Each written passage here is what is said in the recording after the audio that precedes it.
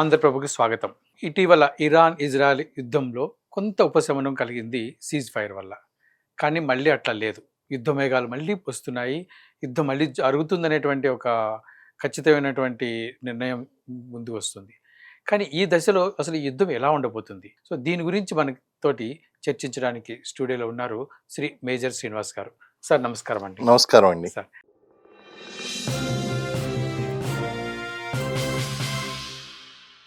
Sir యుద్ధం కొంచెం ఉపశమనం కలిగింది సీజ్ ఫైర్ అన్న తర్వాత మళ్ళీ యుద్ధం ప్రారంభమవుతుంది అనేది ఖచ్చితంగా వస్తున్న వార్తలు సార్.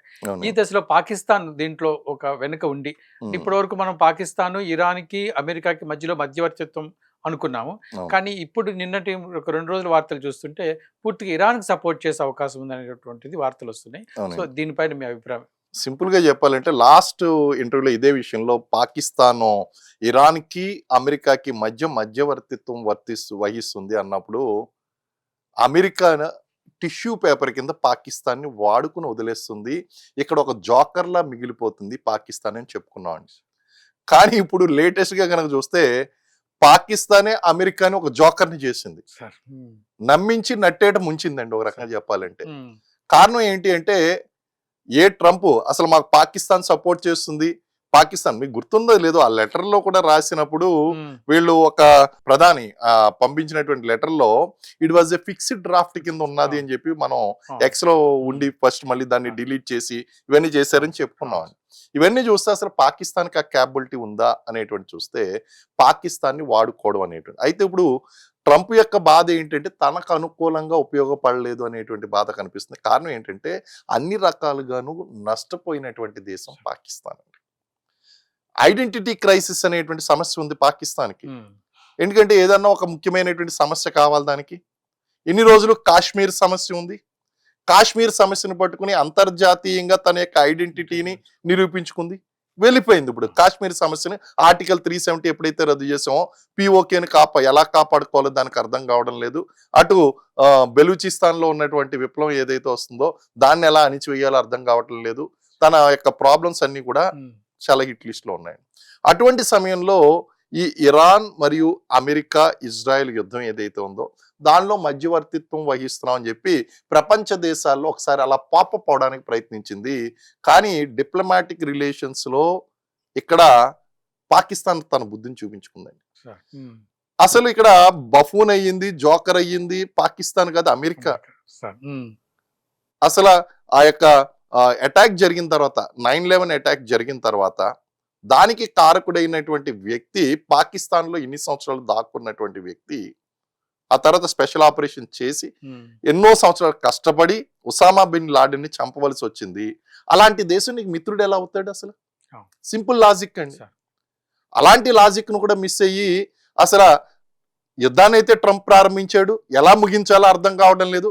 అర్థం కాని గందరగోళ పరిస్థితిలో అసలు పాకిస్తానే ఒక చీకట్లో ఒక చిరుదివిలా కనిపించింది పాకిస్తాన్కి, అమెరికాకి కనిపించి పట్టుకున్నాడు.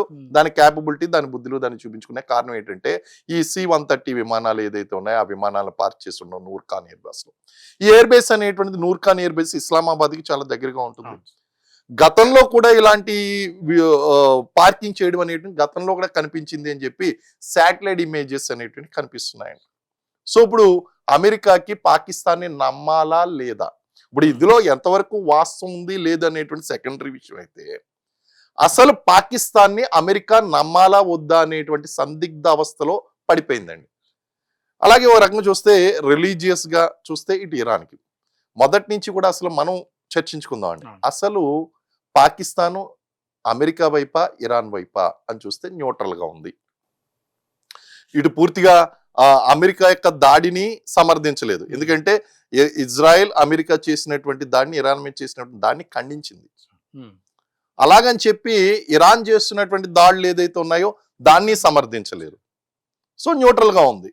ఈ న్యూట్రల్ గా ఉన్నటువంటి సడన్ గా ఏం చేసిందంటే పేరు వస్తుంది కదా అని చెప్పి అన్నిటికంటే హాస్యాస్పదం ఏంటంటే నోబెల్ ప్రైజ్ కావాలంటే వీళ్ళకి కూడా పాకిస్తాన్ కూడా నోబెల్ ప్రైజ్ కావాలంటే శాంతి బహుమతి. చూసారా, పాకిస్తాన్ కూడా కావాలంటే ట్రంప్ అయిపోయింది, ఇప్పుడు పాకిస్తాన్ కూడా కావాలి. మరి ఏది శాంతి? ఎక్కడా శాంతి? దే ఆర్ నాట్ క్యాపబుల్ అండి. ఇక్కడ చేసినటువంటి major strategic mistake by America యుద్ధాన్ని ప్రారంభించావు, ఎలా ముగించాలో తెలియదు అన్నప్పుడు విశ్వగురువు దగ్గరికి రావాలి, ఇండియాకి రావాలి. ఇండియాకి రావాలి. భారత్ ఇండియాకి వస్తే ఇండియా ఇస్ క్యాపబుల్. నన్ను అడిగితే గనక ఖచ్చితంగా ఇండియా చేసేది. సార్. ఇరాన్ అనేటువంటిది ఏదో ఇప్పుడు సడన్ గా ఇజ్రాయెల్ దాడి చేయడం వల్ల యుద్ధం ప్రారంభించింది. దీని ప్రిపరేషన్ 20 సంవత్సరాల క్రితమే చేసి పెట్టుకుని ఉంది. వాళ్ళు ఎప్పుడు ఏ విధంగా ఎలా అటాక్ చేయాలి, ఎందుకు అటాక్ చేయాలి, ఇవన్నీ కూడా వాళ్ళకి క్లారిటీ అనేటువంటిది ఉంది. కానీ ట్రంప్ తొందరపడ్డాడు. ట్రంప్కి చెప్తానే ఉన్నారు మీరు చేయొద్దని. సో ప్రారంభించేశాడు, ముగించడం తెలియలేదు. అటువంటి సమయంలో ఇండియా ఖచ్చితంగా దిక్కయ్యేది. India has that capability. ఎందుకంటే గతంలో ఉన్నటువంటి ప్రభుత్వాలకు లేనటువంటి సపోర్ట్ మిడిల్ ఈస్ట్ నుంచి మనం తీసుకురాగలిగాం. అదే క్యాపబిలిటీ మన ఇరాన్తో కూడా మనం కంటిన్యూ చేసి చేయగలిగాం.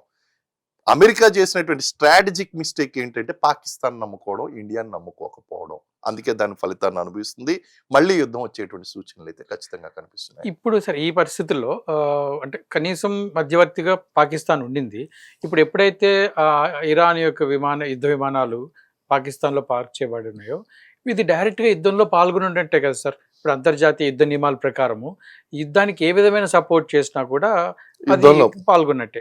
సో ఇప్పుడు నెక్స్ట్ అమెరికా పరిస్థితి ఏంటి? మీరు అన్నట్టుగా భారత్ వస్తుందా, లేకపోతే యుద్ధం ఎట్లా దాన్ని అంటే ఎట్లా ముగిస్తుంది అమెరికా అసలు? ఇక్కడ అమెరికా యొక్క సమస్య కన్నా ట్రంపే వాళ్ళ యొక్క సమస్య అండి. ట్రంప్ కనుక అగ్రీ చేసి ఇప్పటికైనా సరే భారతదేశాన్ని రంగంలో దించితే, ఇప్పుడు ఆయన ప్రాబ్లం ఏంటి అంటే పాకిస్తాన్కి భారతదేశానికి సమస్య వచ్చినప్పుడు ట్రంప్ మధ్యవర్తిత్వం వహించానని చెప్పి ప్రీమెచ్యూర్డ్గా అనౌన్స్ చేసేసుకున్నాడు. అటువంటి ట్రంప్ ఇప్పుడు తనకి ఇరాన్కి మధ్య సమస్య వస్తే వీళ్ళని రావడం అంటే నిజంగా అది చెప్పు తీసి కొట్టుకున్నట్టే అవుతుందండి. కాబట్టి ఇప్పుడు రాలేకపోతున్నాడు ఈగో ప్రాబ్లంతో. కానీ అతని సమస్య గనక పరిష్కరించబడాలంటే ఇండియా దగ్గరికి రావాలి. ఇప్పుడు ఖచ్చితంగా ఇప్పుడు they are not in good terms with Pakistan 100% it is అంటున్నాడు. మమ్మల్ని పాకిస్తాన్ ముంచేసింది అంటున్నాడు. అరే అమెరికాని పాకిస్తాన్ ముంచేసిందా? చిన్న దేశం అమెరికాని ముంచేసిందా? అవకాశం ఇచ్చింది ఎవరు? నువ్వు ముంచి వేయించుకున్నావు. సో ఇక్కడ సిచ్యువేషన్ ఏంటి అంటే ఆ విధమైనటువంటి సిచ్యువేషన్ లోకి వెళ్ళిపోయింది ట్రంపే. ట్రంప్ తీసుకున్నటువంటి ఏ నిర్ణయం కరెక్ట్ గా లేదని.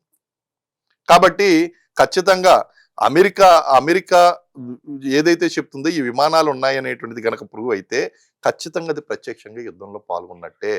ఎందుకంటే మన దగ్గర ఉన్నటువంటి కాశ్మీరులు కూడా మీరు ఇందాక డిస్కస్ చేసినప్పుడు అనుకున్నాం మనం, కాశ్మీర్లో ఉన్నటువంటి ఆ యొక్క ప్రజలు ఎవరైతే ఉన్నారో ఇరాన్కి మద్దతుగా వాళ్ళు ఫండ్స్ కలెక్ట్ చేసి పంపిద్దామంటే బాధ్యత కలిగినటువంటి భారతదేశం ఏం చేసింది?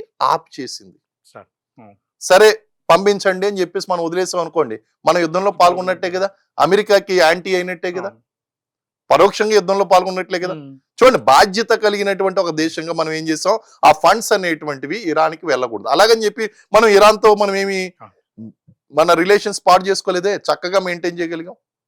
సో ఇలాంటి నిబద్ధత ఉండాలి ఏ దేశకైనా.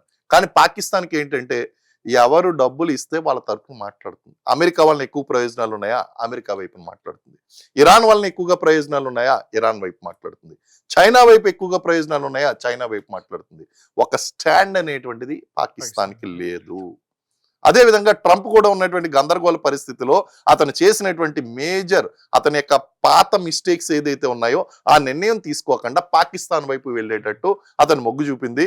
అయితే మనం చెప్పుకున్నట్టు ఇక్కడ పాకిస్తాన్ బఫూన్ అవుతుంది, జోకర్ అవుతుంది అని మనం అనుకున్నాం. కానీ ఇప్పుడు జోకర్ అయింది, బఫూన్ అయ్యింది ఎవరు అంటే, టిష్యూ పేపర్ అయిందంటే ఎవరు అంటే అమెరికా వాడేసుకుంది.